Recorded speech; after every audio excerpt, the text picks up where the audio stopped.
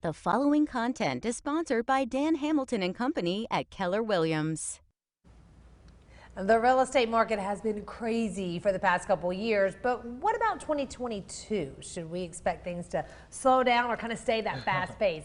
Dan Hamilton is here, and he brought his good friend Chris Bailey from the Greater Greenville Association of Realtors to discuss the annual housing market forecast. Hi, guys. How you doing? Good morning to you guys. We keep talking about how the market is, going up and up. There's more, demand for those homes, and the prices are, kind of up there as well. Right. So people are really in demand. But now you guys have the actual annual report to kind of compare some of those facts and figures. Exactly. And that's what, a lot of times we talk about what's going on in the market. We give you kind of anecdotal information, but today we have statistical information, kind of show exactly what's happening here in the market, and then how we're going to predict what's going to happen here in 2022. So Chris is with the Greater Greenville Association of Realtors, and they, along with the Home Builders Association and the Mortgage Brokers Association, have published a report that's available on our website for people that want to go and see a little more information. But Chris is going to kind of talk about some highlights on that report. Break it down and make it make sense for us make it make sense that to us, aren't Chris. numbers people. The basic thing is it's going to be more of the same. It's going to be high prices, low inventory going into the year.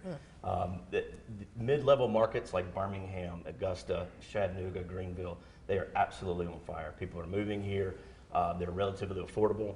And so we are just building as fast as we possibly can, but we're coming up short. And one of the numbers that really sticks out to me is our housing unit production in Greenville last year was up 60%.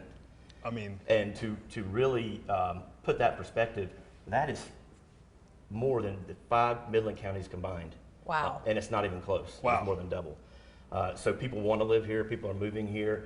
And we're also finding that the millennials, the biggest demographic since the boomers, are now flooding into the market, and that sucking sound you hear outside is them sucking up all the inventory. All the inventory. It's them eating avocado toast and sucking up all the So inventory. they stop the avocado toast So so now we they can can actually afford buy Put the the toast house. down and they're writing contracts. They are taking advantage of the low interest rates. They're getting in the market, and it's also squeezing inventory because what should be happening right now are your boomers, your retirees should be downsizing. But because there's no inventory, they have nowhere to go. So those are not coming onto the market as well. So it's a vicious cycle. But the home builders and the Real Estate Association, we're working very hard to get units into the market and in an affordable way. But a lot of times that with a market like this, with demand the way it is, it's hard to do an affordable Because I can't product. tell, Mike, is this good news? Is this bad news? Is this... Depends on what side of the coin right. you're, right? Like, are you selling? Are you buying? Are you looking to relocate? Are you trying to rent? Like, what's going on? Yeah, permit activity is an indication of an economy's health. And so if that's any indication, our economy's health is in great shape. Yeah. It's the jobs we're recruiting. It's the types of people that are moving here. They're wanting to live here for a reason, for the quality of life. So it is good news. The features on 60 Minutes. I was going to say, does that make a...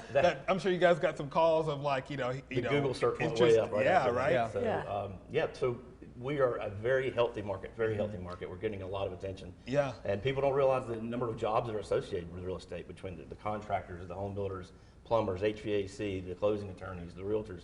A lot of people get paid and contribute to the economy when there's a real estate transaction. And Dan, how do you guys, obviously you're going to use this report too to your agents. We went over to your spot the other day, and Right. I'm sure they're looking at these reports too and really using that to kind of help work with the clients and say, this is what's forecasted, here's what's to come. Yeah, exactly. And one of the neat things in this report too, it kind of compares Greenville to Raleigh to Charleston, which are kind of the three areas that people, when they look to relocate to this area, look at. And it really, it shows that Greenville is very favorable compared to those in terms of quality of life, cost of living, all that kind of stuff, commute. So lots of really good information in this report. One more thing that really stuck out to me is that our population growth over the past 10 years has been tremendous, as we all know, but the housing units have not kept up with that. Right. So you look around and say, well, there's a lot of development being going on, a lot of new homes being constructed, but actually we're not even keeping up with population growth. Wow.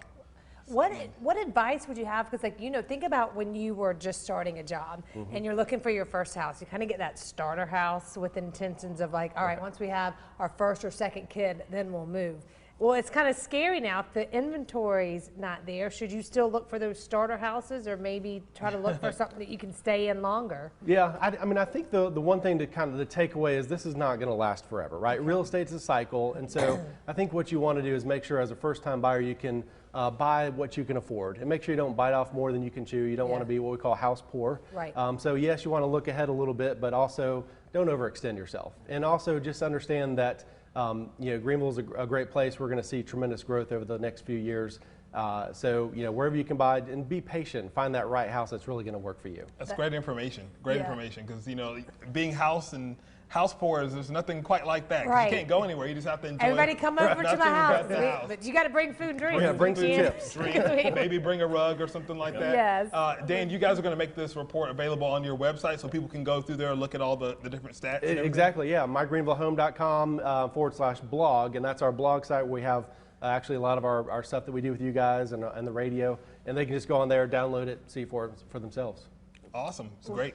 Good information. I hope this helps if you're thinking about having, getting your first home, or if you have a home, you're like, ooh, what do I do? So. And you guys have homes on there too, in case people want to go and look through those. Absolutely. Best home search site in the whole Upstate, mygreenvillehome.com. 5-star reviews abound. Driving yesterday and saw, I was like, oh, there's another Dan sign. Oh, there's a Keller Williams sign. So There good, were. good stuff, Dan, guys. Chris, thank you guys so much. Have a good weekend.